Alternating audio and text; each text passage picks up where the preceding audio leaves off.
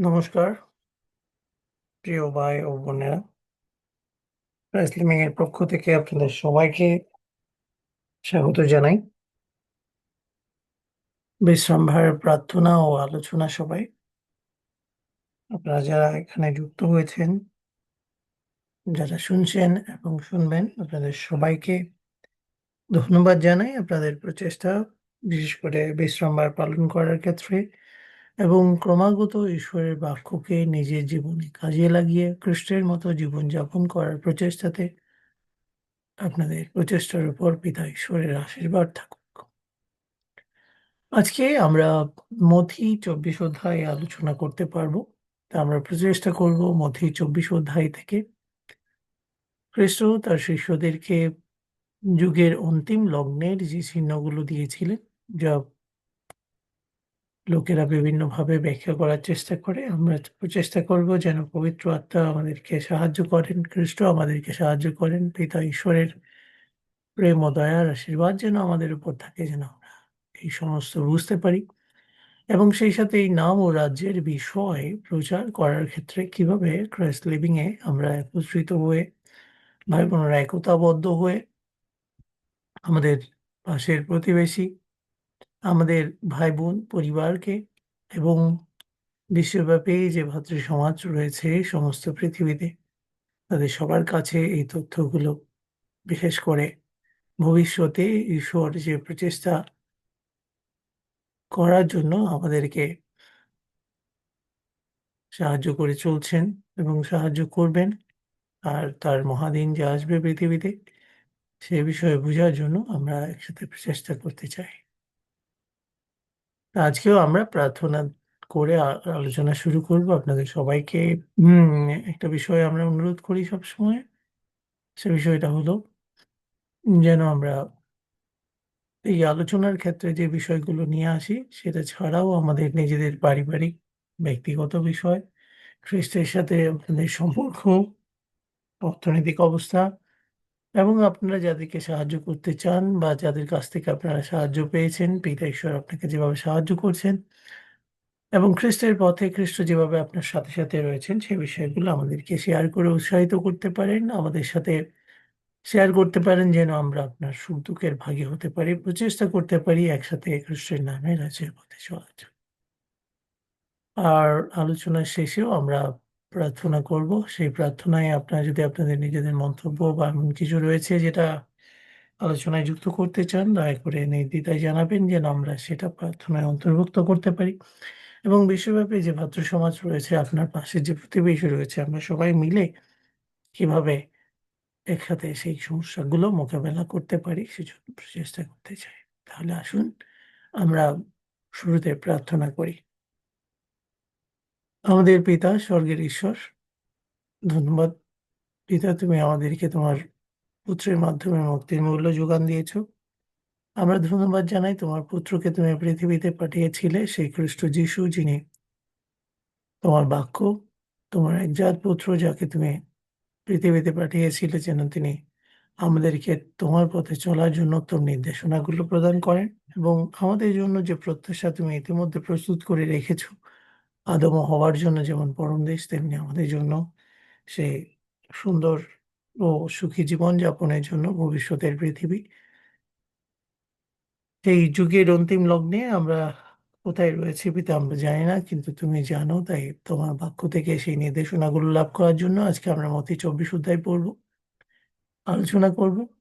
এখানে Christ living এর প্রিয় ভাই বোনেরা প্রচেষ্টা করছে তাদের প্রত্যেকের ব্যক্তিগত জীবন, আধ্যাত্মিক জীবন, বিশেষ করে আমরা বিশ্রামবারের প্রার্থনা আলোচনায় যুক্ত হয়েছি। আমাদের শরীর ও মনে তোমার পবিত্র আত্মা দিয়ে সংযুক্ত করো যেন আমরা তোমার বিশ্রামবারকে আনন্দময় করতে পারি, পবিত্র করতে পারি এবং তোমার পথে চলতে পারি। এ পর্যন্ত তুমি আমাদেরকে যে সুযোগ দিয়েছ সেজন্য পিতা আমরা কৃতজ্ঞতা জানাই। আমাদের পরিবারের সদস্যদের উপরে তোমার প্রেম ও আশীর্বাদ থাকুক। শয়তান বিশ্বব্যাপী ভাই বোনদের উপর যে তাড়না এবং যে সমস্যাগুলো তারা আদমজাত অসিদ্ধতার কারণে ভোগ করছে, আমরা কেউ কেউ অসুস্থ দুর্বল রয়েছি, হাসপাতালে রয়েছে, ঘরে রয়েছে, পরিবারে বিভিন্ন অশান্তি রয়েছে, অর্থনৈতিক সমস্যা, বস্তুগত বিষয় এবং এই সমস্ত কিছুর ঊর্ধ্বে তোমার সাথে যে সম্পর্ক, সেই সম্পর্ককে মজবুত করতে তোমার পবিত্র আত্মা আমাদেরকে দান করো। প্রভু খ্রিস্ট যিশু, আপনি আমাদের উত্তম আদর্শ। দয়া করে প্রভু আমাদেরকে শক্তি দিন। আপনি আমাদের সঙ্গে থাকুন এবং আপনি যা বলতে চেয়েছেন, বোঝাতে চেয়েছেন তা আমাদেরকে বুঝতে সাহায্য করুন। আলোচনার শুরুতেই প্রার্থনা। পিতা ঈশ্বর, আমাদের রাজ্যের রাজা, আমাদের পালক খ্রিস্ট যিশুর নামে দয়া করে শ্রবণ ও গ্রহণ করুন। আমেন। ধন্যবাদ। মতি ২৪ অধ্যায়ে সর্বমোট আপনারা লক্ষ্য করলে দেখবেন এখানে ৫১টা পদ রয়েছে। তো আমরা শুরু থেকে শেষ পর্যন্ত একটু পড়ার চেষ্টা করব মতি ২৪ অধ্যায়। আজকে পাঠের পাশাপাশি সাথেই আমরা আলোচনাটা করার চেষ্টা করব। তো একটা বিষয় এই কারণে যে সময়ের সাথে সম্পর্কযুক্ত বিষয়টা, এবং পরবর্তীতে আমরা এই রেকর্ডিংটি YouTube এ আপলোড থাকবে। আপনারা সেখান থেকেও এই বিষয়গুলো বারবার দেখতে পারবেন, এবং কোনো মন্তব্য থাকে, জানাতে চান বা আপনাদের কাছে ক্লারিফিকেশন, আপনাদের ধারণা মন্তব্যের মাধ্যমে আমাদেরকে উৎসাহিত করবেন। আবারও আপনাদেরকে জানাই যে ক্রাইস্ট লিভিং আমরা কোনো ধর্ম, কোনো ব্যক্তি বা কোনো সংগঠনকে নিন্দা করি না। আমরা যা করার প্রচেষ্টা করি সেটা হলো আমরা খ্রিস্টকে অনুকরণ করার প্রচেষ্টা করি। তাই আপনি যে ধর্মের, যে পরিবারে বা যে সংগঠনেই থাকুন না কেন, পিতা ঈশ্বরের কাছ থেকে আমরা একটা পরিবার, বিশ্বব্যাপী আদমজাত পরিবার পেয়েছি। সেই পরিবারে আমরা ভাই-বোন, আর খ্রিস্ট আমাদের জন্য, সমস্ত মানব জাতির জন্য এসছেন। তিনি আমাদের জন্য মুক্তির মূল্য দিয়েছেন। তাই সেই সত্যের সুসমাচার যদি আপনার হৃদয় ও মনে আপনাকে নাড়া দেয়, দয়া করে খ্রিস্টের শিষ্য হতে এবং খ্রিস্টকে অনুসরণ করে ক্রাইস্ট লিভিং এর পথে চলতে আপনাকে আমন্ত্রণ জানাই। আজকের আলোচনায় আমরা মূলত দুটো বিষয়ে ফোকাস করার চেষ্টা করব। প্রথমত সেটা হলো খ্রিস্ট যে চিহ্নগুলো দিয়েছেন সেগুলো কিভাবে পরিপূর্ণ হবে, কখন পরিপূর্ণ হবে। আর দ্বিতীয় যে বিষয়টা সেটা হলো এই নাম ও রাজ্যের বিষয়ে যা খ্রিস্ট আমাদেরকে জানিয়েছেন এবং আমাদেরকে অন্যদেরকে জানাতে বলেছেন, শিষ্য করতে বলেছেন। ক্রাইস্ট লিভিং এ আমরা প্রিয় ভাই-বোনেরা কিভাবে সে প্রচেষ্টা করতে পারি, বা ক্রাইস্ট লিভিং ইতিমধ্যে কি পদক্ষেপ নিয়েছে এবং কিভাবে পিতা ঈশ্বর প্রভু খ্রিস্ট যিশুর মাধ্যমে আমাদেরকে সাহায্য করছেন যেন আমরা পৃথিবীব্যাপী সেই সত্যের সুসমাচার প্রচার করতে পারি। তাহলে আসুন আমরা পাঠ শুরু করি। মতি ২৪ অধ্যায় আমরা শুরুতে দেখতে পাচ্ছি যুগের অন্তিম লগ্নের চিহ্ন। যিশু মন্দির ছেড়ে চলে যাচ্ছেন, এমন সময় তার শিষ্যরা তার কাছে এসে মন্দিরের গঠনের প্রতি তার মনোযোগ আকৃষ্ট করলেন। তিনি জিজ্ঞাসা করলেন, তোমরা কি এইসব জিনিস দেখছো? আমি তোমাদের সত্যি বলছি, এদের একটি পাথরও অন্যটির উপর থাকবে না, সব কয়টি ভূমিসাৎ করা হবে। এখানে ৭০ খ্রিস্টাব্দে এই ভবিষ্যৎবাণী আক্ষরিক অর্থে পূর্ণ হয়েছে। রোম সম্রাট টাইটাস জেরুসালেম নগর এবং মন্দির ভবন পুড়িয়ে দেন। ছাদ থেকে গলিত সোনা পাথর খাঁজে ঢুকে যাওয়া সেই সোনার পাত সংগ্রহের জন্য পাথরগুলোর প্রত্যেকটি তিনি উপড়ে ফেলেন। তো এই ঘটনা ইতিমধ্যে পরিপূর্ণ হয়েছে। আমরা ৩ পথে যাই। যিশু যখন জলপাই পর্বতের উপরে বসেছিলেন, শিষ্যরা এক প্রকার গোপনে তার কাছে এসে বললেন, আমাদের বলুন, কখন এসব ঘটনা ঘটবে এবং আপনার আগমন বা যুগান্তের চিহ্নই বা কি হবে? যিশু উত্তর দিলেন, সতর্ক থেকো, কেউ যেন তোমাদের সঙ্গে প্রতারণা না করে। কারণ অনেকে এসে আমার নামে দাবি করবে, আমি সেই খ্রিস্ট, আর এভাবে বহু মানুষকে ঠকাবে।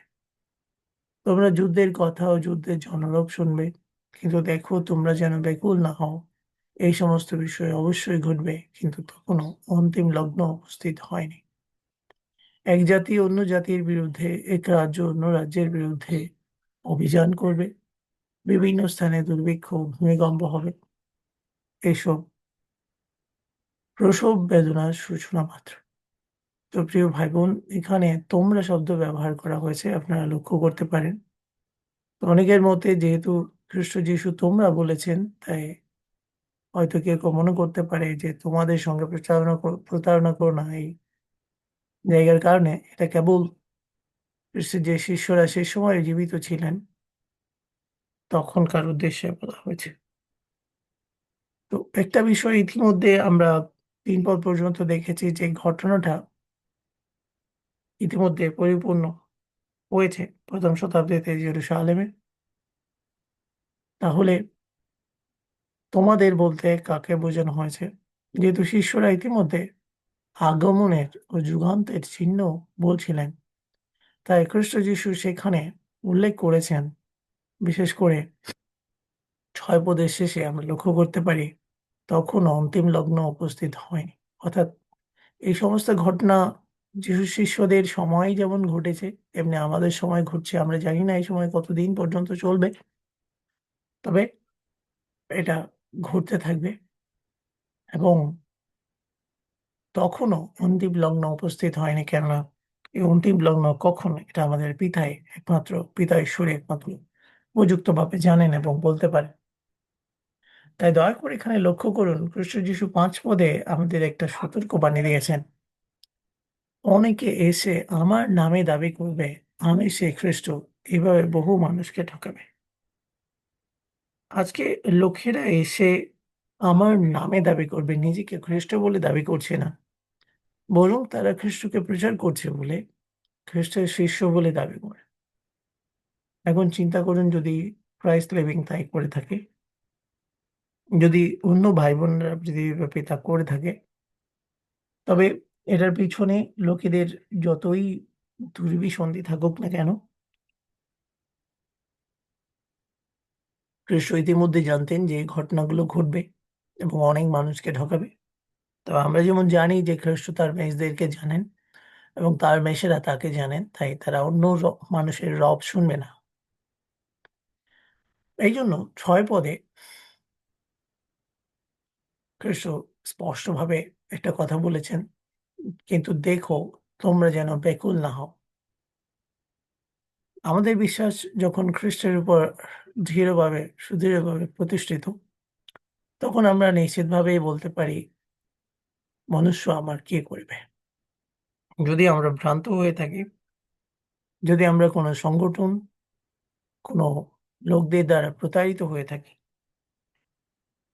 বা কেউ আমাদেরকে খ্রিস্টের নামে মিথ্যা বলে এমন কিছু কাজ করায় বা এমনভাবে জীবনযাপন করানোর দিকে পরিচালিত করে, যেটা আমাদের ব্যক্তিগত বা আধ্যাত্মিক জীবনের জন্য ক্ষতি নিয়ে এসছে, পারিবারিক জীবনের জন্য অশান্তি নিয়ে এসছে, তাহলে আমরা নিশ্চিত থাকতে পারি যে পৃথিবীব্যাপী ঘটে চলা দুঃসময়ের মধ্যেও খ্রিস্ট আমাদেরকে সত্য জানাতে সমর্থ। এবং সেই কারণে ৯ পদে তিনি বলেন, তখন তোমাদেরকে অত্যাচার করার ও মৃত্যুদণ্ড দেওয়ার জন্য সমাপন করা হবে। আমার কারণে সমস্ত জাতির মানুষেরা তোমাদের ঘৃণা করবে। সেই সময়ে অনেকেই বিশ্বাস হারাবে, বিশ্বাসঘাতকতা করবে, পরস্পরকে ঘৃণা করবে, বহু ভণ্ড ভাববাদী উপস্থিত হয়ে বহু মানুষের সঙ্গে প্রতারণা করবে। দুষ্টতা বৃদ্ধি পাওয়ার কারণে অধিকাংশ মানুষের প্রেম শিথিল হয়ে যাবে। কিন্তু যে কেউ শেষ পর্যন্ত অবিচল থাকবে, সে পরিত্রাণ পাবে। তো এই পর্যন্ত আমরা দেখলাম যে অনেকেই বিশ্বাস হারাবে। তো এই বিশ্বাসটা কেন?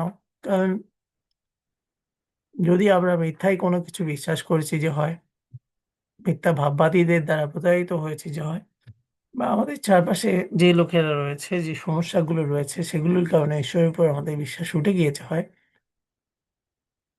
বা ৯ পদের মতো যদি আমাদেরকে অত্যাচার করা হয় বা আমাদের মৃত্যুদণ্ডে সমর্পণ করা হয়, অথবা আমাদের পরিবার, আত্মীয়স্বজন বা লোকেদের কারণে, সমস্ত জাতির মানুষের কারণে মানুষের কাছে আমরা ঘৃণার পাত্র হই। এখন কেন সমস্ত জাতির মানুষের কাছে ঘৃণার পাত্র হব, খ্রিস্ট যিশু সেটা স্পষ্টভাবে বলেছেন। ৯ পদে দয়া করে লক্ষ্য করুন, সেখানে লেখা আছে আমার কারণে। এখন যদি পৃথিবীতে অধিকাংশ মানুষ খ্রিস্টকে অনুসরণ করে বা করে না হয়, তাহলে কি হবে? যদি অনুসরণ করে হয়, তাহলে একজন অন্যজনকে ঘৃণা করার বিষয় থাকে না। বিশেষ করে ৪৫,০০০-এরও বেশি খ্রিস্টান ধর্মাবলম্বী গ্রুপ, চার্চ বা গোত্র রয়েছে। এখন আমরা ক্রাইস্ট লিভিং যদি তার অন্তর্ভুক্ত একটা হই, তাহলে আমরা কি আমাদের ভাইদেরকে ঘৃণা করতে পারি? বা কোনো মানুষকে আমরা ঘৃণা করতে পারি কারণ তিনি অন্য কিছু বিশ্বাস করেন। খ্রিস্ট ছাড়া অন্য কারোর উপর বিশ্বাস স্থাপন করেছেন। অন্য কিছু প্রচার করছেন, অন্য কিছু বিশ্বাস করছেন। আমরা ছোটবেলাতে একটা ভাব সম্প্রসারণ পড়েছিলাম। পাপীকে নয়, পাপকে ঘৃণা কর। তাই আমাদের আসল যে বিষয়বস্তু আমরা সবাই ঈশ্বরের প্রতিমূর্তিতে তৈরি। খ্রিস্ট যিশু আমাদেরকে প্রস্তুত করেছেন। তাহলে সেভাবে আমরা অন্য একজন মানুষকে যেন ঘৃণা না করি। আমরা অত্যাচারিত হতে পারি, তাড়িত হতে পারি। ফিলিপ পৌলও সেই কথাগুলো বলেছিলেন। কিন্তু সেই অত্যাচার, তাড়নার মধ্যেও আমরা যেন মানুষকে ঘৃণা না করি। কারণ সেও আমাদের মতো একই ঈশ্বরের কাছ থেকে তৈরি হয়েছে। আমরা ঘৃণা করতে পারি সেটা হচ্ছে সেই মিথ্যাকে, সেই পাপকে যা তাকে মৃত্যুর দিকে বা ভুল দিকে, ভ্রান্ত দিকে চালিত করছে এবং সেই সাথে আমাদেরকেও তাড়িত করছে। তাই আসুন একজন ব্যক্তি কোন ধর্মে বিশ্বাস করেন, যীশুখ্রিস্ট যীশুখ্রিস্টকে বিশ্বাস করেন, যীশু কি সৃষ্টি হয়েছেন কিনা, যীশুকে সৃষ্টি করা হয়েছে কিনা, যীশুকে তৈরি করা হয়েছে কিনা, যীশু ঈশ্বর কিনা, যীশু পৃথিবীতে আসবেন কিনা, যীশু আমাদের হৃদয়ে রয়েছেন কিনা, এই সত্য মিথ্যা এভাবে যদি আমরা বিশেষ করে ৪৫,০০০ খ্রিস্টান গোত্রের মধ্যে একে অন্যকে ঘৃণা করতে শুরু করি তাহলে অন্য ধর্ম রয়েছে কয়টা? সেই লোকেরা আমাদের বিষয়ে কি বলে? আমরা কেন অন্যের দিকে আঙ্গুল তুলে বলি, "ওর ধর্ম ঠিক নয়, ওরটা ঠিক নয়, ও কি করছে?" আমরা বিচার করার কে? তাই না?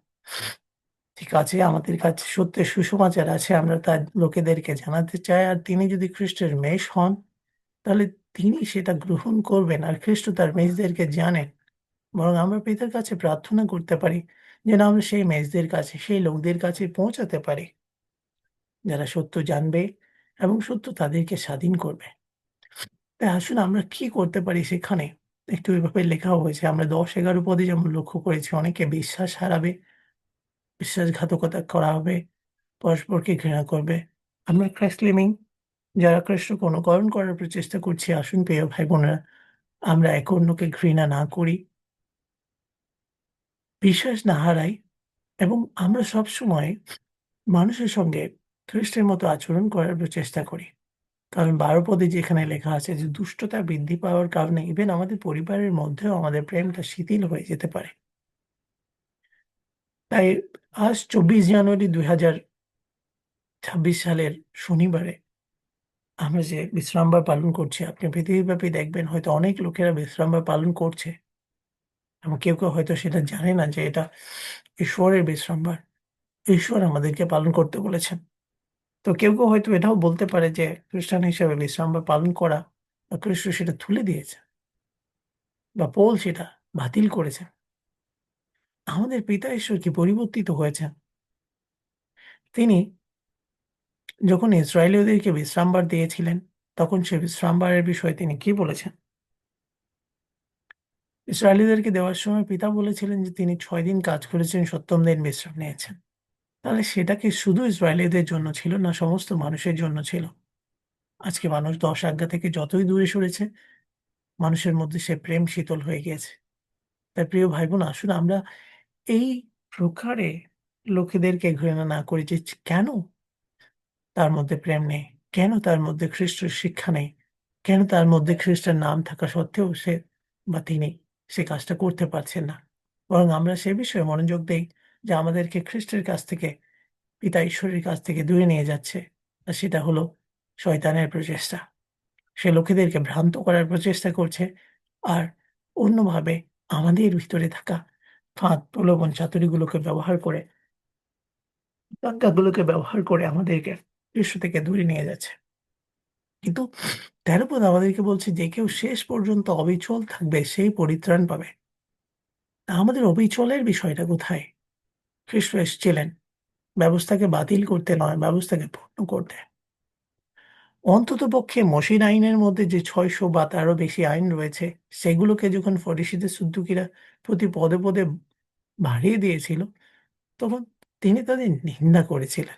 তাদের অ্যাক্টিভিটিকে নিন্দা করেছিলেন। কিন্তু খেয়াল করে দেখুন তো, কোনো ফরিসি সদ্দুকি যখন তার নামে বিশ্বাস করেছিলেন, তার কাছে এসেছিলেন, তখন তিনি তাদের কি বলেছিলেন?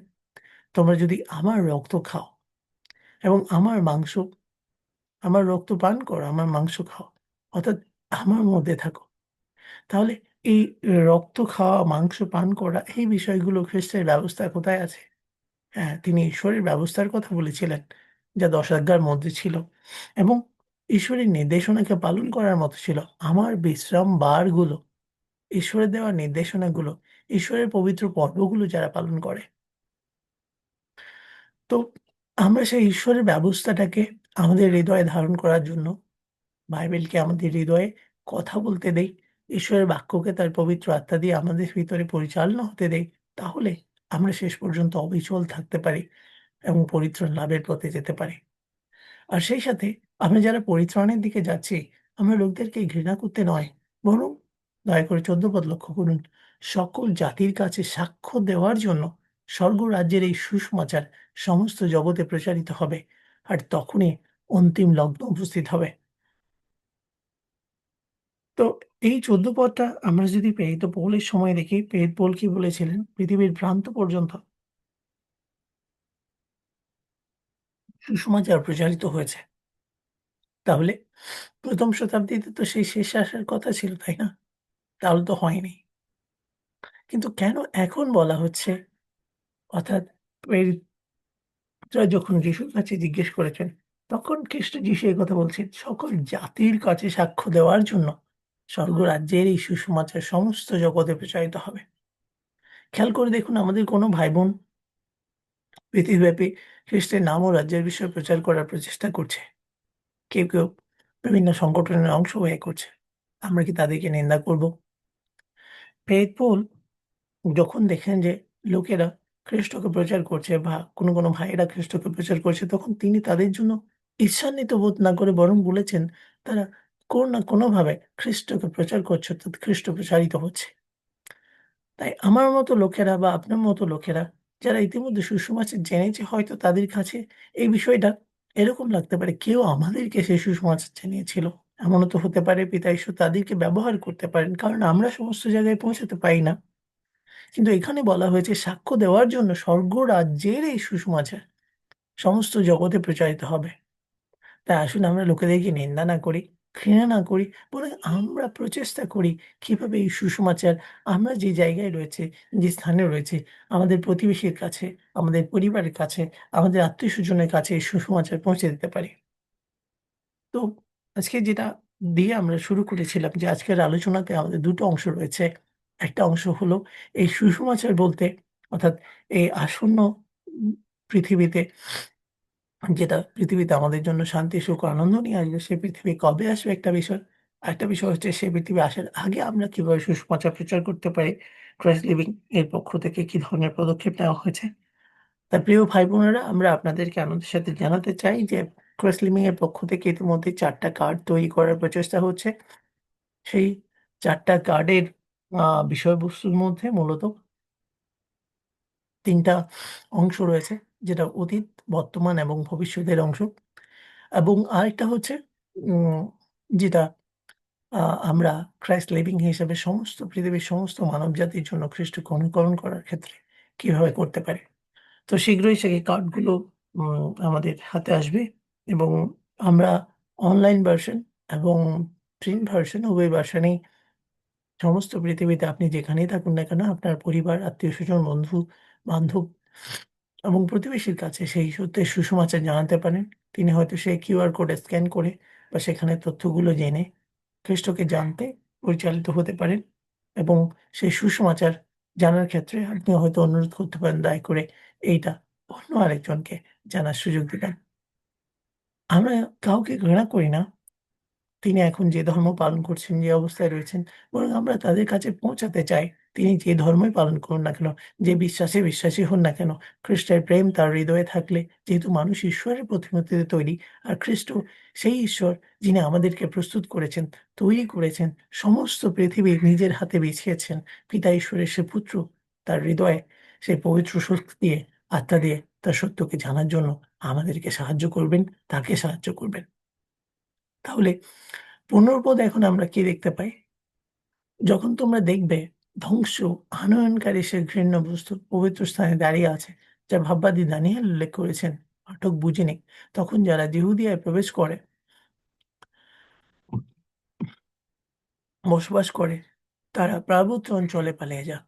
তখন ছাদের উপরে যে থাকবে সে যেন কোনো জিনিসপত্র ঘর থেকে নেওয়ার জন্য নিচে নেমে না আসে। মাঠে যে থাকবে সে যেন জামাকাপড় নেওয়ার জন্য ঘরে ফিরে না যায়। সে সময় গর্ভবতী নারীদের ও স্তন্যদাত্রী মায়েদের কতই না ভয়ংকর কষ্ট হবে। প্রার্থনা করো যেন তোমাদের সে পালিয়ে যাওয়া শীতকালে বা বিশ্রাম দিনে না হয়। কারণ সেই সময় এমন চরম বিপর্যয় এসে উপস্থিত হবে যা পৃথিবীর সৃষ্টির সময় থেকে এ পর্যন্ত কখনো হয়নি আর কখনো হবে না। তো আমরা খ্রিস্টকে দেখতে চাই যে খ্রিস্ট আমাদেরকে আর্জেন্সি বা এই ঘটনাটা কিভাবে ঘটবে বা কখন ঘটবে সে বিষয়ে একটু আমাদের কাছে স্পষ্ট করেছেন। তিনি বলেছেন পাঠক বা যারা পড়ছে, যারা শুনছে তারা সে বিষয়ে বুঝে নিক।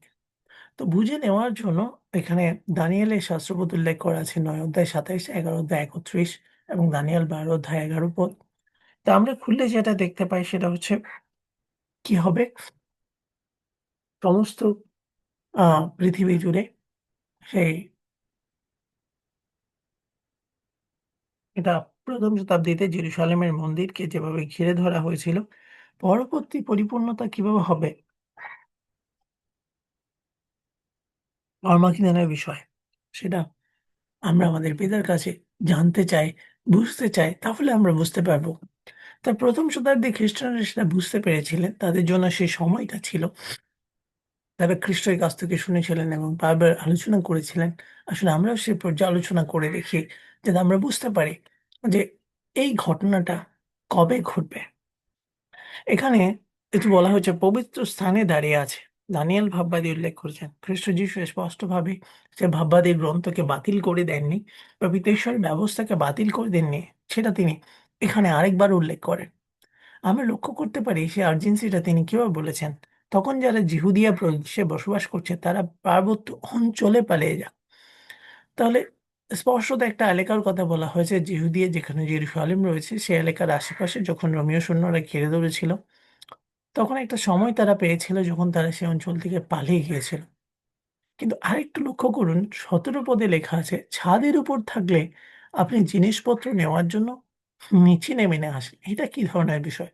যদি আপনি পালিয়ে গিয়ে থাকেন, আপনি কি ছাদ থেকে লাফ দিয়ে পালাবেন? তার মানে এটা কিরকম ঘটনা ঘটবে? যে ঘটনাটা আপনি ছাদে থাকলে ছাদ থেকে নিচে না নামার জন্য বলা হয়েছে। অথবা ১৮ পদে এভাবে বলা হয়েছে, মাঠে থাকলে জামাকাপড় না নেওয়ার জন্য ঘরে ফিরে না আসার কথা বলা হয়েছে।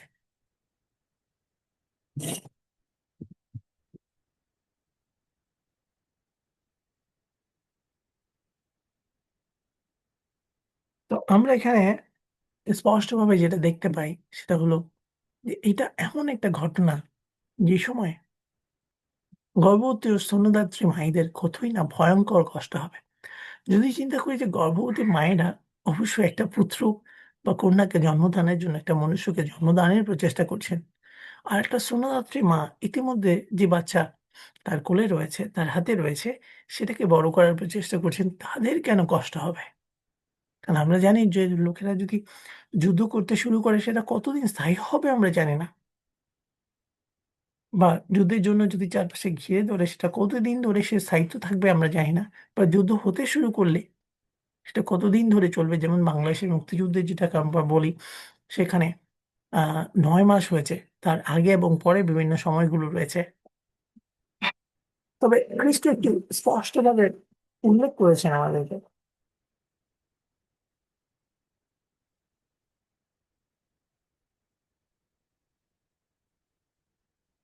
সেটা হলো তিনি আমাদেরকে বলেন যে প্রার্থনা করো যেন তোমাদের পালিয়ে যাওয়া শীতকালে বা বিশ্রাম দিনে না হয়। তার মানে পিতা ঈশ্বর এখানে আমাদের জন্য যে তথ্যটা দিয়েছেন, সেটা আমাদের কাছে কিছু স্পষ্ট, তাই না? সেটা হচ্ছে তার পুত্রের মাধ্যমে তিনি আমাদেরকে জানিয়েছেন যে শেষ দিন পর্যন্ত যদি আমরা বিশ্বস্ত থাকি, যেমনটা খ্রিস্ট বলেছেন, সেটা যেন বিশ্রাম দিনে না হয়। বিশ্রাম দিনে আমরা কি করি? প্রিয় ভাই-বোনেরা, আমরা যারা খ্রিস্টকে অনুসরণ করছি, খ্রিস্টের কথা শুনছি, পালন করছি, আমরা বিশ্রাম দিনে প্রিয় ভাই-বোনেরা মিলিত হই, পরিবারের সাথে থাকি, একতাবদ্ধ হই, এক জায়গায় মিলিত হই। তাহলে বিশ্রাম দিনে হলে কি হতে পারে? পালিয়ে যাওয়া। বিশ্রাম দিনে পালিয়ে যাওয়া। আ এটা দ্বারা আমরা কি বুঝতে পারি? যদি শীতকালে হয়, সেটা দ্বারা কি হতে পারে?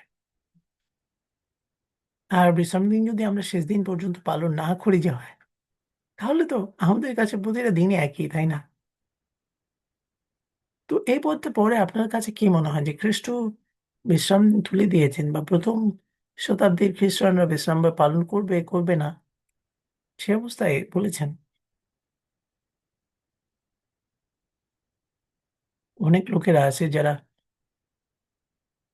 খ্রিস্টের নামে এভাবে বলে যে খ্রিস্ট বিশ্রামবার তুলে দিয়েছেন অথবা পেই-পল বিশ্রামবার বাতিল করেছেন। খ্রিস্ট কি ঈশ্বরের বাইরে? খ্রিস্ট নিজেকে বিশ্রামবারের প্রভু বলেছেন। তিনি সেই বাক্য যা আমাদেরকে ঈশ্বরের বাক্য মসির মাধ্যমে, ভাববাদীদের মাধ্যমে দিয়েছেন, যেটা আমরা প্রকাশিত বাক্যে পাই। তাহলে সেই ঈশ্বর নিজেই কথা বলে নিজেই সেই বিশ্রাম দিন তুলে নিবেন? বিশপদ আমাদেরকে স্পষ্ট করে। আমি যদি শেষ পর্যন্ত স্থির থাকি সেই বিশ্রাম দিনে না হওয়ার বিষয়েও আমাদের পিতা আমাদের প্রার্থনা শুনবেন। কারণ তিনি জানেন আমরা শেষ পর্যন্ত সেই বিশ্রাম দিন পালন করছি। তাই আসুন আমরা খ্রিস্টের ১০ আজ্ঞা যা তিনি প্রাচীনকালে মসির মাধ্যমে জুগিয়েছেন, সেই ঈশ্বর যিনি তার পুত্রের মাধ্যমে আমাদেরকে জুগিয়েছেন, সেই ব্যবস্থাকে এরপরও ক্রমাগত করে চলি। কারণ আমাদের প্রার্থনায় সেই শক্তি আছে এবং পিতা আমাদের অবস্থা জানেন যে আমরা বিশ্রাম দিনে কি করি, বিশ্রাম দিনে আমরা কোন বিষয়টা করে থাকি, কিভাবে তার উপাসনা করি বা করার জন্য প্রচেষ্টা করি।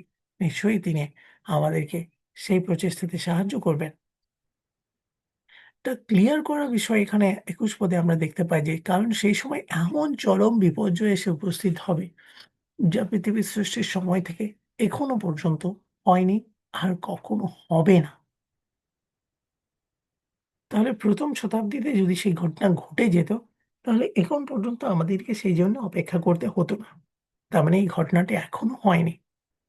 অর্থাৎ আমাদেরকে আবারও দানিয়েল পুস্তক খুলে সেখান থেকে দেখতে হবে যে এই ঘটনা যখন হবে, তখন কি ঘটবে? দয়া করে লক্ষ্য করুন ২২ পদে লেখা আছে, সেই সমস্ত দিনের সংখ্যা যদি কমিয়ে দেওয়া না হতো, তাহলে কোনো মানুষই রক্ষা পেত না। কিন্তু যাদের তিনি মনোনীত করেছেন, তাদের জন্য সেসব দিনের সংখ্যা কমিয়ে দেয়া হবে। সে সময় কেউ যদি তোমাদের বলে, "দেখো, খ্রিস্ট এখানে অথবা তিনি ওখানে," তোমরা বিশ্বাস করো না। কারণ ভণ্ড খ্রিস্টেরা ও ভণ্ড ভাববাদীরা উপস্থিত হয়ে বহু বড়, বড় চিহ্ন অলৌকিক কাজ করে দেখাবে, যেন সম্ভব হলে মনোনীতদেরও প্রতারিত করতে পারে। দেখো, ঘটনা ঘটার পূর্বেই আমি তোমাদের এই কথা বলে দিলাম। তো পথটা পড়ার সময় আমরা স্পষ্ট হতে পেরেছি যে আমাদের চারপাশে তাহলে এই ভণ্ড খ্রিস্টেরা, ভণ্ড ভাববাদীরা রয়েছে, যারা আমাদেরকে এই বিষয়গুলো জানানোর প্রচেষ্টা করবে বা আমরা তাদেরকে ঘৃণা করছি তা নয়, বরং তাদের যে কাজ ভণ্ডামি সেটাকেই ঘৃণা করছি। তবে পিতা ঈশ্বর তো জানেন যে তিনি কাদেরকে মনোনীত করেছেন বা কারা তার ইচ্ছা এবং তার নির্দেশনা শেষ পর্যন্ত পালন করার চেষ্টা করছে। তাই ২২ পদে আহাম খ্রিস্ট যিশু আমাদেরকে আবার এটা আশ্বস্ত করেছেন যে তোমাদের পিতা তো জানেন তোমাদের কোন বিষয়গুলোর প্রয়োজন আছে। তাই আমাদের বিশ্রামবার পালন করার সময় এরকম ঘটনা ঘটবে কিনা, আগে ঘটবে কিনা, পরে ঘটবে কিনা, পিতা ঈশ্বর এক্সাক্টলি স্পষ্টভাবে সে বিষয়টা করবেন। ২২ পদ আমাদেরকে এটা স্পষ্ট করে যে ১ম শতাব্দীতে যেমন আ পেত্রা বা যারা খ্রিস্টকে অনুসরণ করেছেন তারা রক্ষা পেয়েছেন, তেমনি ভবিষ্যতে যেদিন হার্মাগিদন হবে, সেদিনের আগে বা পরে কোন সময় করলে সেটা এক্সাক্টলি হবে, কোন বারে করলে এক্সাক্টলি হবে, যেহেতু এটা সারা পৃথিবী জুড়ে হবে, তাই তিনি আমাদের জন্য সেই ব্যবস্থা করবেন। আমরা পিতার উপর সে বিশ্বাস রাখতে পারি। তো ২৩ পদে আমাদেরকে সেই ক্ষেত্রে স্পষ্ট একটা নির্দেশনা দেওয়া হয়েছে। কারণ হচ্ছে এখন চারপাশে হয়তো আমরা দেখতে পাই কেউ বলে যে এই সময় আ শেষ সময় ঘনিয়ে আসবে ১৯৭৫ সাল, ১৯২০ সাল, ১৯১৪ সাল, ১৯১৯ সাল এবং কি বলবো? আ তারা বিভিন্ন ছিন্ন কার্য এবং অলৌকিক কাজগুলোও করেছে। তো কেন এটা খ্রিস্ট আমাদেরকে বলে দিয়েছেন যে তারা অলৌকিক কাজ করছে, যে বড় কাজ করছে সেটা। একটু আ আমরা যখন প্রকাশিত বাক্যে পড়ি অথবা আমরা যখন দানিয়েলে পড়ি তখন আমরা দেখতে পাই যে সেখানে একটি মেষ রয়েছে। দেখতে মেষের মতো কিন্তু তার আচরণ ছাগের মতো। তো খ্রিস্ট বলেছিলেন আসলে দেখতে মেষ হলেও তারা হচ্ছে অন্তরে গ্রাসকারী কেন্দুয়া।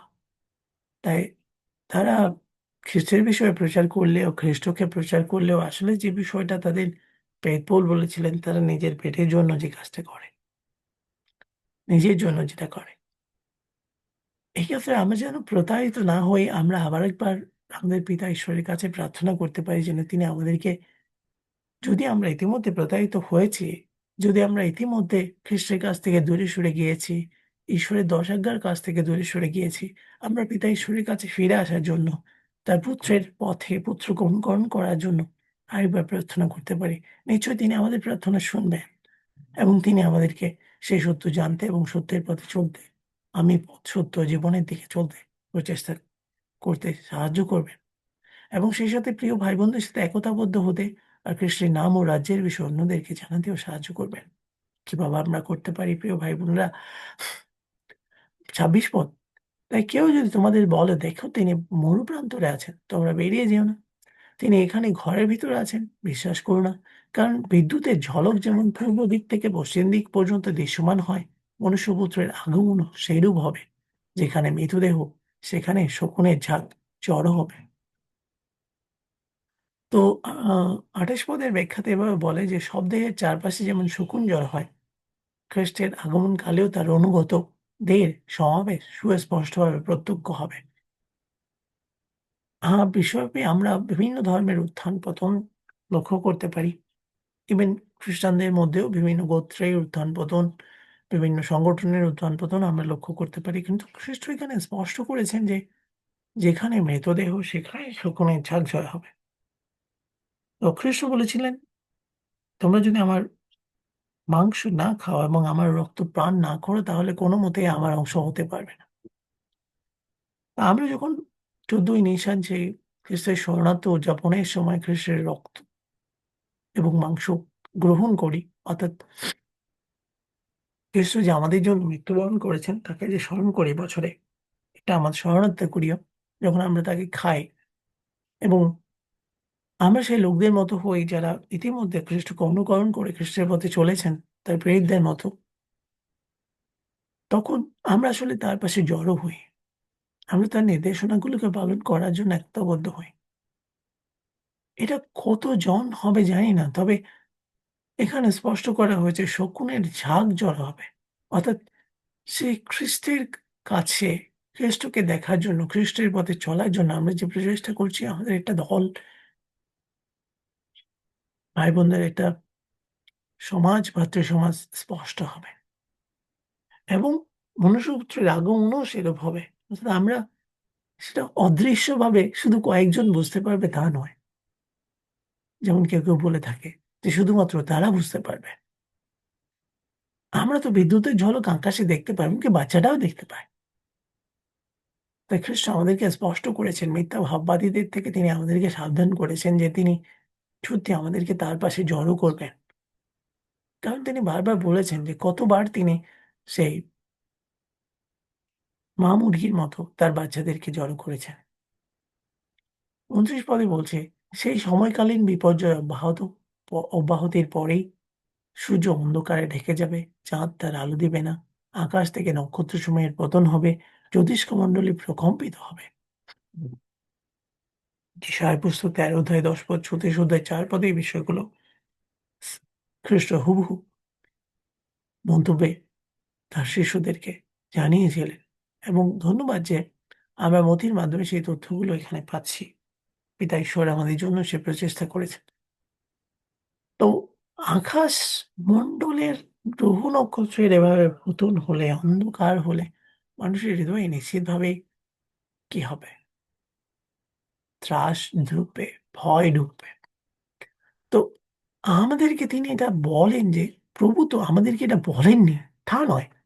বরং খেয়াল করুন যে এটা ১ম শতাব্দীতে তখনও ঘটে নাই। ইতিহাসে এখনো লেখা হয়নি, তার মানে ভবিষ্যতে ঘটবে। ৩০ পদ আমাদেরকে বলছে সেই সময় মনুষ্যপুত্রের আগমনের চিহ্ন আকাশে ফুটে উঠবে। আর পৃথিবীর সমস্ত জাতি শোক বিলাপ করবে। তারা মনুষ্যপুত্রকে স্বর্গের মেঘে আসতে দেখবে। তিনি পরাক্রম ও মহিমায় আবির্ভূত হবেন। তিনি তার দূতদের মহাতুরধ্বনির সঙ্গে পাঠাবেন। তারা আকাশের এক প্রান্ত থেকে অন্য প্রান্ত পর্যন্ত চারিদিক থেকে তার মনোনীতদের সংগ্রহ করবেন। হুম। আপনার আমার জন্য উৎসাহের আনন্দের বিষয়গুলো পৃথিবীর দুষ্টতা ধ্বংস যেমন বলেছেন, তেমনি তার শিষ্যদের জন্য, তাকে অনুসরণকারী তার মনোনীতের জন্য, তার মনোনীতদের জন্য।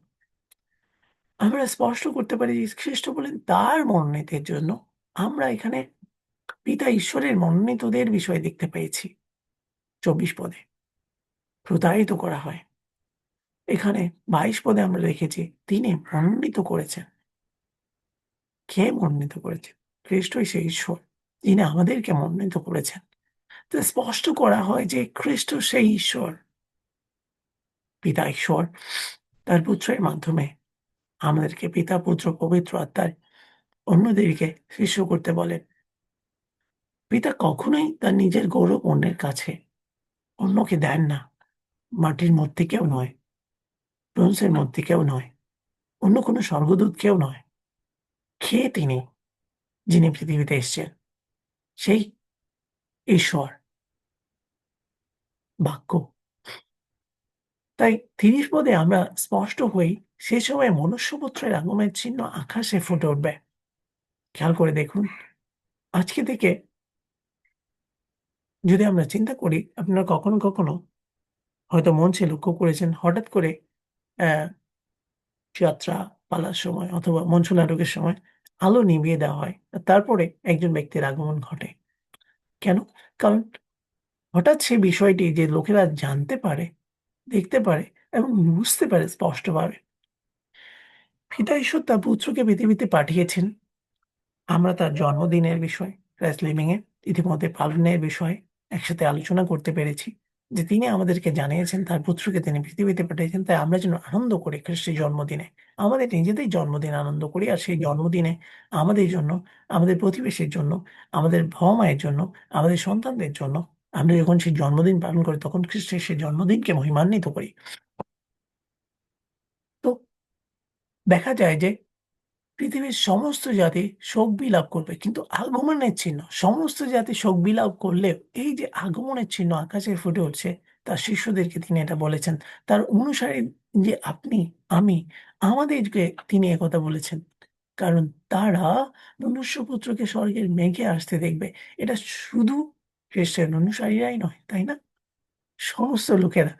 তো এটার ফলে তিনি পরাক্রম ও মহিমায় আবির্ভূত হবেন। এবং আমরা লক্ষ্য করতে পারি আকাশের এক প্রান্ত থেকে অন্য প্রান্ত পর্যন্ত চারিদিক থেকে খ্রিস্ট তার মনোনীতদেরকে, আমাকে, আপনাকে, আমরা যারা খ্রিস্টকে অনুকরণ করার জন্য প্রচেষ্টা করেছি, আমাদেরকে সেই মহাধ্বংস থেকে রক্ষা করবেন, সংগ্রহ করবেন। ৩২ পদে বলে, এখন ডুমুর গাছ থেকে এই শিক্ষা গ্রহণ করো। যখন এর শাখায় কোমল পল্লব ও পাতা বের হয়ে আসে, তোমরা বুঝতে পারো যে গ্রীষ্মকাল এসে গেছে। একইভাবে তোমরা যখন এসব বিষয় ঘটতে দেখবে, তোমরা জানবে যে সময় এসেছে। এমনকি তিনি দুয়ারে উপস্থিত হয়েছেন। আমি তোমাদের সত্যি বলছি, এই সমস্ত ঘটনা না ঘটা পর্যন্ত বর্তমান প্রজন্ম লুপ্ত হবে না।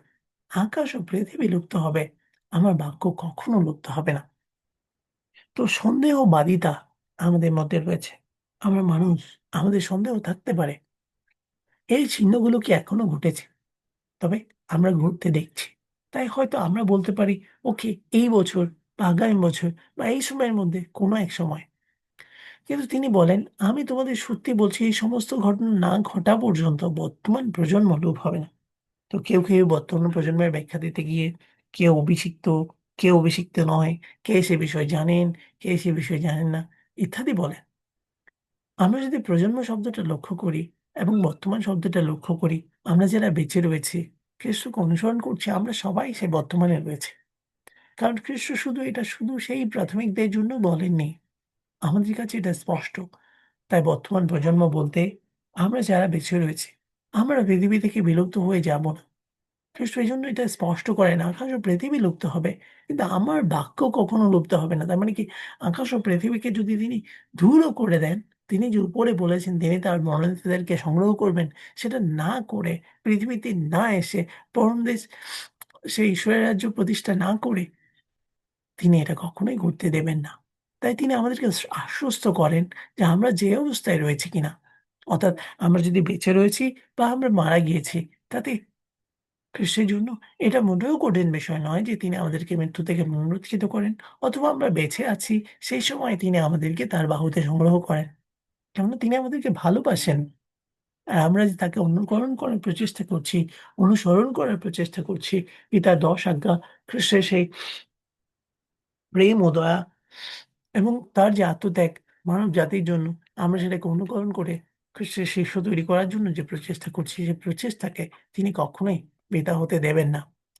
তাই দয়া করে এটা মনে রাখুন যে এই পর্যন্ত আমরা যা কিছু শুনেছি, খ্রিস্ট সেটা কবে ঘটাবেন বা কবে ঘটতে দিবেন, পিতা ঈশ্বর কখন সে বিষয়ে জানাবেন, সেক্ষেত্রে তিনি আমাদেরকে ভ্রান্ত রাখেন না। তিনি বলেন, সেই দিন বা ক্ষণের কথা কেউ জানে না, এমনকি স্বর্গদূতেরাও জানে না, পুত্রও জানে না, কেবলমাত্র পিতা জানেন। তাহলে স্বর্গদূত যারা রয়েছে, তাদের সাথে পুত্রের মধ্যে যে পার্থক্য রয়েছে সেটা তিনি এখানে স্পষ্ট করেন, এবং তিনি যে পুত্র সেটা তিনি কতবার বলেছেন। তবে আমরা বাক্য থেকে দেখতে পাই যে পিতা আমরা যখন বলেন, সেখানে স্পষ্টভাবে আদিপুস্তকে আমাদের পিতা ঈশ্বর এবং পুত্র উপস্থিত রয়েছে, এবং সে একই আদিপুস্তকে আমরা পবিত্র আত্মাকেও লক্ষ্য করতে পারি। তাই পিতা, পুত্র, পবিত্র আত্মা সবসময় রয়েছে। তবে একটু আনন্দের বিষয় যে ২ জনের মধ্যে কতটুকু স্পষ্টতা বা পার্থক্য রয়েছে বা কতটুকু ব্যক্তিত্বের পার্থক্য রয়েছে, সে বিষয়টা আমরা এখানে স্পষ্ট করতে পারি।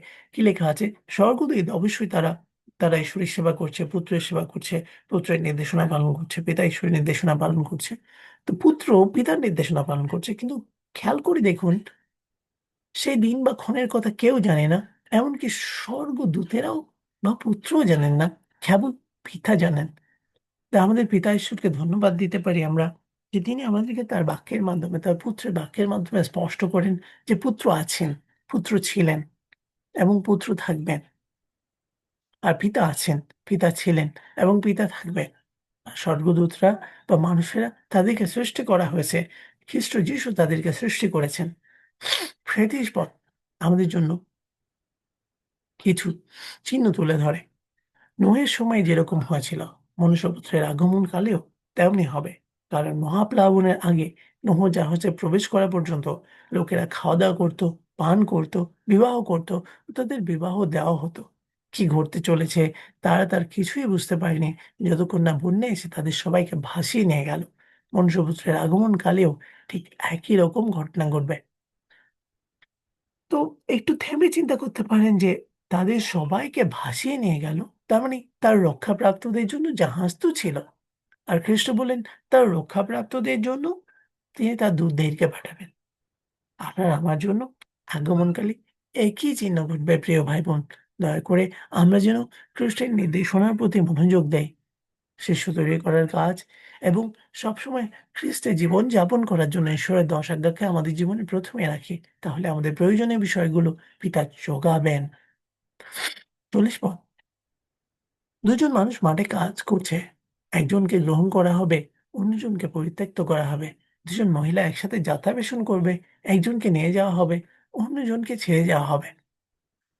তো rapture নামে একটা বিষয় আছে, যেটা অনেকে বলে যে খ্রিস্ট অ্যা যাদেরকে গ্রহণ করছেন তারা অদৃশ্য হয়ে যাবে।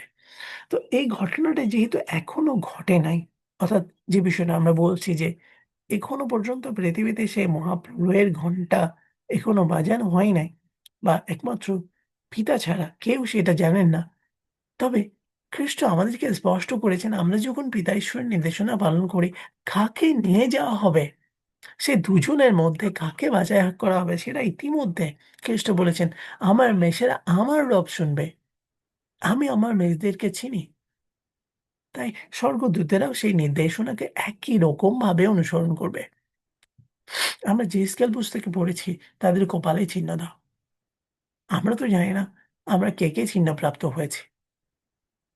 তাই স্পষ্টভাবে সেই চিহ্ন দেওয়ার ক্ষেত্রে এবং সেই খ্রিস্টের বিবাহ ভোজে আমন্ত্রিত ব্যক্তি হিসেবে আমরা যারা উপস্থিত হব বা আমরা যাদেরকে উপস্থিত হওয়ার জন্য পিতা আমন্ত্রণ জানাচ্ছেন, আমরা যেন সেই আমন্ত্রণকে বৃথা না করি। বরং অন্যদেরকে আমন্ত্রণ জানানোর ক্ষেত্রে আমরা যে আমন্ত্রণ পেয়েছি খ্রিস্টের শিষ্য তৈরি করার সে প্রচেষ্টাকে আমরাও করে চলি। ৪২ পদে বলছে, "সে কারণে সতর্ক থাকো, কারণ তোমরা জানো না কোন দিন তোমাদের প্রভু এসে পড়বেন। কিন্তু এই বিষয়ে বুঝে নাও, বাইরের কথা যদি জানতে পারত রাত্রের কোন প্রহরে চোর আসবে, তাহলে সে সজাগ থাকত এবং তার বাড়িতে শীত কাটতে দিত না। তাই তোমরাও প্রস্তুত থাকো, কারণ যখন তোমরা প্রত্যাশা করবে না, সে মুহূর্তেই মনুষ্যপুত্র আসবেন।" তাহলে এটা কি দিনে হবে, না রাতে হবে, না সন্ধ্যায় হবে? সে বিষয়টা অবশ্য অন্যান্য ভাববাদী পুস্তকে স্পষ্ট করা হয়েছে। সেটা না দিন না রাত হবে, সেরকম বিষয়। তো এই সময়ের মধ্যে আমাদের প্রস্তুতির বিষয় কি রয়েছে? বাড়ির কর্তা আমরা চোরকে শীত কাটতে দেই না। কখন? যখন আমরা জীবিত থাকি বা যখন আমরা সজাগ থাকি। কিন্তু আমরা সজাগ না থাকলে যখন আমরা ঘুমিয়ে পড়ি, তা আক্ষরিক অর্থে প্রিয় ভাই-বোন আর প্রিয় শ্রোতা, আমরা খ্রিস্টের রাজ্য সুসমাচার প্রচার করা কেন এত গুরুত্বপূর্ণ? কেন খ্রিস্টকে প্রচার করা, বিশ্রাম বা পালন করার ক্ষেত্রে লোকেদেরকে জানানো এতটা গুরুত্বপূর্ণ? কারণ হচ্ছে আমরা নিজেরাই যাতে সজাগ থাকতে পারি। আমরা নিজেরাই যাতে জগতের কারণে বা মিথ্যা বিশ্বাসের কারণে বা কোনো ধরনের প্রতারণার কারণে ঘুমিয়ে না পড়ি, অবিশ্বস্ত হয়ে না পড়ি। তাহলে আমরা সদা প্রস্তুত থাকতে পারবো। ৪৫ পদে বলছে, "তাই সে বিশ্বস্ত ও বিজ্ঞ দাস কে? যাকে প্রভু তার পরিজনবর্গের উপর নিযুক্ত করেছেন, যেন সে তার দাসদের যথাসময়ে খাদ্য পরিবেশন করে।" অবাক করার মতো বিষয়, খেয়াল করেছেন? খ্রিস্ট আমাদের প্রত্যেককে বিশ্বস্ত ও বিজ্ঞ দাস হিসেবে চিহ্নিত করতে চান। যেন আমরা তার যে পরিবার রয়েছে অর্থাৎ পৃথিবীব্যাপী যে মনুষ্য পরিবার রয়েছে, যাদেরকে তিনি বাছাই করতে চান, যাদের কাছে তিনি সেই সত্যের সুসমাচার জানাতে চান, যাদেরকে তিনি আহ্বান করতে চান এবং শেষ দিন পর্যন্ত যাদেরকে রক্ষা করতে চান, সে ব্যক্তিদের কাছে আমরা যেন ঈশ্বরের বার্তা নিয়ে যাই। ঈশ্বরের রাজ্যকে, তার স্বর্গরাজ্যকে এবং খ্রিস্টের মহিমাপূর্ণ সেই বলিদান, মুক্তির মূল্যকে প্রচার করি, যার মাধ্যমে তিনি আমাদেরকে আদমজাত অসিদ্ধতা থেকে মুক্ত করেছেন। তাই আসুন আমরা সেই বিশ্বস্ত বিজ্ঞ দাস হয়ে উঠতে পারি। আমাদের পরিজন, আমাদের যে প্রতিবেশী, আমাদের যে পরিবারের সদস্য, আমাদের যে আত্মীয়, আমাদের যে চারপাশের লোকেরা রয়েছে পৃথিবীব্যাপী, তাদের কাছে আমরা যেকোনো জায়গায় খ্রিস্টের সেই সুসমাচার জানাতে পারি। এখন এই সুসমাচার জানানোর জন্য আপনার কাছে প্রধান যে হাতিয়ারটা রয়েছে, সেটা হচ্ছে আপনার প্রার্থনা। দয়া করে পিতা ঈশ্বরের কাছে প্রার্থনা করুন যেন কিভাবে সেই সুসমাচার জানাতে হবে বা জানাতে পারি, আমরা সেটা সত্যিই সেভাবে জানাতে পারি। এবং আরেকটা যে বিষয় সেটা হচ্ছে আমাদের যত কিছু টুলস প্রয়োজন, অর্থাৎ যে বিষয়গুলোকে আমরা ব্যবহার করে লোকেদেরকে বা খ্রিস্ট যাদেরকে নির্বাচিত করেছেন, মনোনীত করেছেন তাদের কাছে পৌঁছাতে পারি। তাই দয়া করে প্রিয় ভাই-বোন ক্রাইস্ট লিভিং এর সেই প্রচেষ্টাগুলোতে আপনাদের অংশগ্রহণের জন্য ধন্যবাদ। এ পর্যন্ত আপনারা যেভাবে দান অন্যান্য বিষয়ের মাধ্যমে এবং নিজেদেরকে খ্রিস্টের পথে অন্যদেরকে সাহায্য করার জন্য যে প্রচেষ্টা করছেন আপনাদের সে প্রচেষ্টার উপর পিতা ঈশ্বরের আশীর্বাদ থাকুক। আমরা যেন অন্যদের কাছে খ্রিস্টকে, খ্রিস্টের সেই মহিমাকে প্রচার করতে পারি। আমরা সবাই সেই বিশ্বস্ত বিজ্ঞ দাস হয়ে উঠতে পারি। ফলস্বরূপ তখন কি হবে? ৪৬ পদ বলছে, "তার প্রভু ফিরে এসে তাকে সেই কাজ করতে দেখলে সে দাসের পক্ষে তা মঙ্গলজনক হবে।" তাই আসুন আমরা সেই মঙ্গলজনক দাস হয়ে ওঠার প্রচেষ্টা করে দেখি, প্রচেষ্টা করি। আমি তোমাদের সত্যি বলছি, তিনি তাকে তার বিষয় সম্পত্তির তত্ত্বাবধায়ক করবেন। কিন্তু মনে করো সে দুষ্ট দাস মনে ভাবল, দীর্ঘদিন হলো আমার প্রভু দূরে বাস করছেন। আর সে তার সহদাসদের মারতে শুরু করলো। মদ্যপদের সঙ্গে খাওয়া-দাওয়া সুরাপান করে মত্ত হতে লাগলো। সে দাসদের প্রভু এমন সময় ফিরে আসবেন সে দাসের প্রভু এমন সময় ফিরে আসবেন, যখন সে দাস তার আগমনের প্রত্যাশা করেনি বা এক্ষণে সে জানতেও পারেনি। তিনি তাকে খণ্ড-বিখণ্ড করবেন এবং ভণ্ডদের মধ্যে তাকে স্থান দেবেন, যেখানে কেবলমাত্র রোদন ও ধ্বংসঘর্ষণ হবে। আমরা ৫১ পদ পর্যন্ত চলে এসেছি। তা আমরা কেমন দাস হতে চাই? সে বিষয় এখানে রয়েছে। দয়া করে এটার আক্ষরিক অর্থে না নিয়ে আমরা যদি একটু চিন্তা করি, আমরা কখনো ব্যক্তিগতভাবে এমন নিরাশ হয়ে যেতে পারি, তাই না? পৃথিবীর পরিস্থিতির কারণে বা কখনো আমরা খ্রিস্টের সেই সুসমাচারকে সেভাবে বুঝতে পারিনি বলে, সেভাবে অনুকরণ করতে পারিনি। তার ফলে আমরা কি মন ফিরাতে পারি না? পরিবর্তন হতে পারি না? বাপ্তিস্ম নিতে পারি না?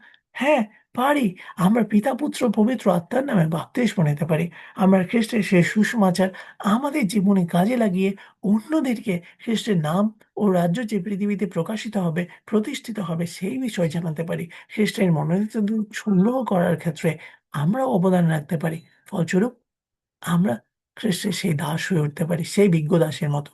তবে আমাদের চারপাশে এটা মনে রাখার জন্য সে স্পষ্ট করেন যে, দুষ্ট দাস যদি মনে ভাবে, দীর্ঘদিন হলো আমার প্রভু তো দূরে বাস করছেন। খ্রিস্টই আমাদের একমাত্র প্রভু।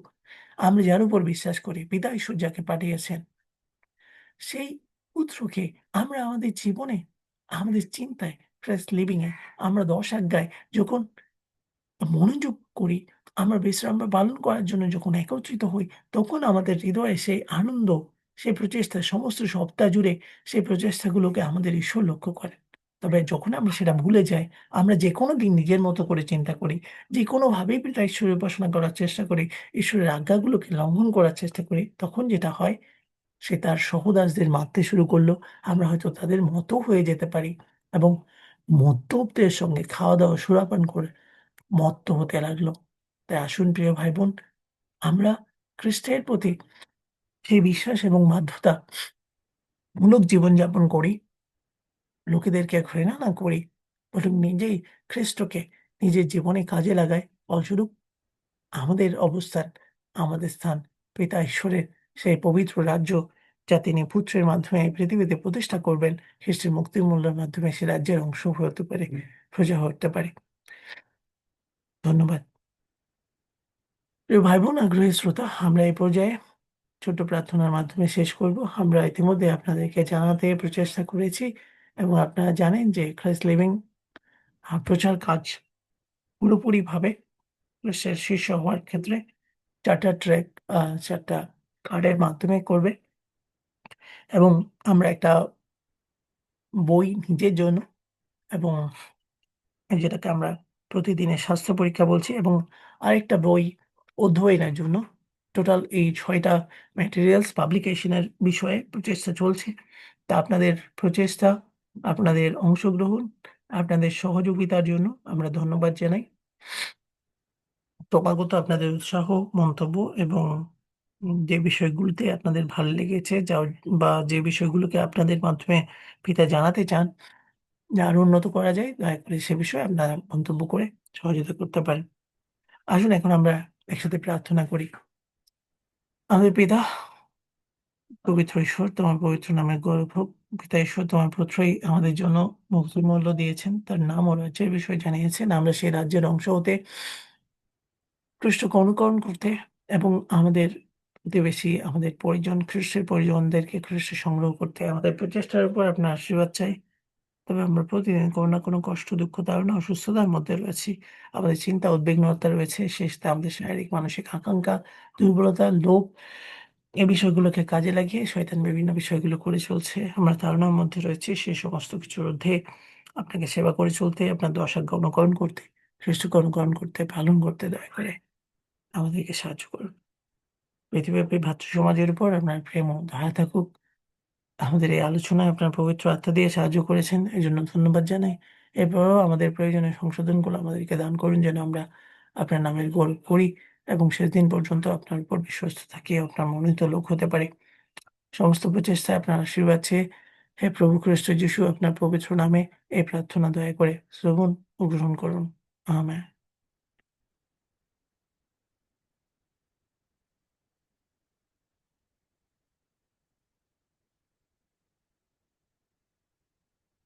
ধন্যবাদ। নমস্কার।